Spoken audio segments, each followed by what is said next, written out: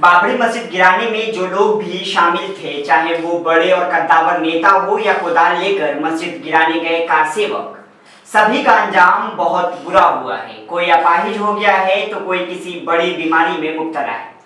ऐसी सैकड़ों स्टोरी हम सबके सामने आ चुकी है। तो वहीं अडवाणी का क्या हाल है ये आपको बताने की जरूरत नहीं है। अब इसमें एक नया नाम कल्याण सिंह का भी जुड़ गया है, जो कल तक गवर्नर थे, अब कोर्ट के चक्कर लगाएंगे। आदाब, मैं हूं अंजर आफाक और आप देख रहे हैं मिलत टाइम्स।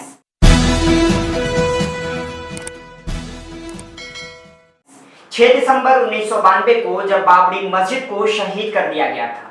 बाबरी मस्जिद शहीद करने के मामले में भाजपा के वरिष्ठ नेताओं पर मुकदमा चल रहा है। इस मामले में राजस्थान के गवर्नर रहे कल्याण सिंह भी अब फंसते नजर आ रहे हैं।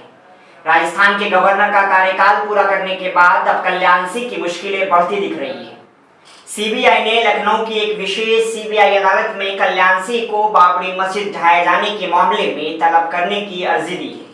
अदालत ने अयोध्या में 6 दिसंबर 1992 को बाबरी मस्जिद ढांचा गिराने की साजिश के लिए लाल कृष्ण आडवाणी, भाजपा के वरिष्ठ नेता मुरली मनोहर जोशी, उमा भारती एवं अन्य आरोपियों के मुकदमे की सुनवाई कर रही है। अर्जी पेश करते हुए सीबीआई ने कहा कि कल्याण सिंह के खिलाफ 1993 में ही आरोप पत्र दाखिल किया गया था।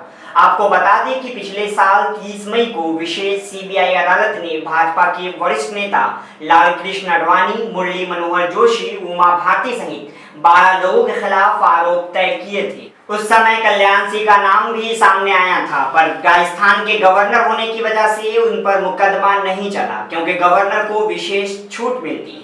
पर कोर्ट ने उस समय कहा था कि जब कल्याण सिंह गवर्नर के पद से हटे तब आप उन्हें आरोपी के रूप में कोर्ट में पेश कर सकते हैं।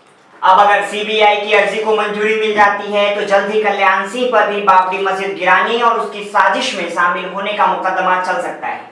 कल्याण सिंह को भी भाजपा के दूसरे नेताओं की तरह आरोपी बनाया जा सकता है। मिलत टाइम्स की वीडियोस देखने के लिए यहाँ क्लिक करके सब्सक्राइब करें और हाँ, बेल आइकन जरूर दबाएं। अगर फेसबुक पर देख रहे हैं तो पेज लाइक करें।